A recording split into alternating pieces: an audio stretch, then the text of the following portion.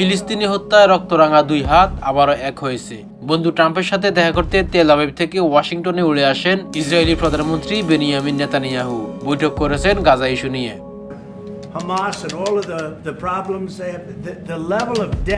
গাজাকে ফের নিয়ন্ত্রণে নেয়ার কথা বলেন মার্কিন প্রেসিডেন্ট ডোনাল্ড ট্রাম্প। ফিলিস্তিনিদের নিশ্চিহ্ন করে উপত্যকাটিকে নতুন আবাসভূমি করার নীল নকশায় বিভোর তিনি। তবে ফিলিস্তিনিদের কোন দেশে সরিয়ে নিতে চান সে বিষয়ে কিছু বলেননি ট্রাম্প।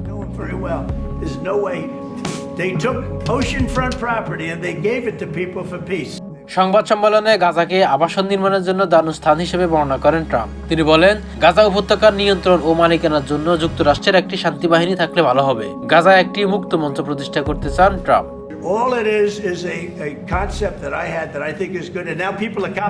ট্রাম্পের সঙ্গে সুর মিলিয়ে ইসরায়েলের প্রধানমন্ত্রী বেনিয়ামিন নেতানিয়াহু বলেন, পছন্দ মতো যে কোনো দেশে ফিলিস্তিনিরা চলে যেতে পারেন। দীর্ঘদিন ধরে চলা যুদ্ধের পর গাজা পুনর্নির্মাণ করতে অনেক সময় লাগবে। গাজা নিয়ে ট্রাম্পের একটি পরিকল্পনা রয়েছে, সেটি নিয়ে কাজ করছেন তারা।